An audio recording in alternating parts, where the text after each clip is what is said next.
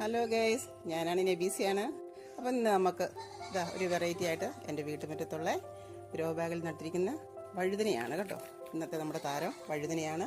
അപ്പം നമ്മൾക്ക് ഒരു ഏപ്രിൽ മെയ് മാസത്തിലൊക്കെ നമ്മൾ വഴുതന നനച്ച് കൊടുക്കുക. ഗ്രോ ബാഗിൽ സ്ഥലമില്ലാത്തവർ നമുക്ക് ഇതുപോലെ നമുക്ക് വഴുതനങ്ങ നന്നായി കായ്ക്കും.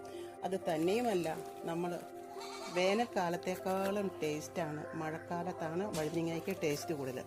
അപ്പം നമുക്ക് അന്നേരം കറി വെക്കാനൊക്കെ നമുക്കൊന്നുമില്ലെങ്കിലും നമുക്ക് ആ സമയത്ത് നമുക്ക് ഇത് കറി വെക്കാൻ വേണ്ടിയിട്ട് നമുക്ക് വഴുതനങ്ങ കിട്ടും.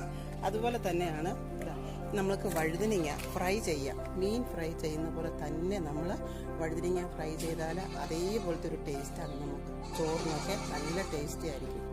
അപ്പം നിങ്ങൾ എല്ലാവരും 3, 4, 5 വഴുതന സ്ഥലമില്ലാത്തവർ ഗ്രോ ബാഗിൽ എങ്ങനെ ചെയ്യണം. സാമ്പാറിലും എല്ലാ കറിയിലും നമുക്കിത് ചേർക്കാൻ സാധിക്കും.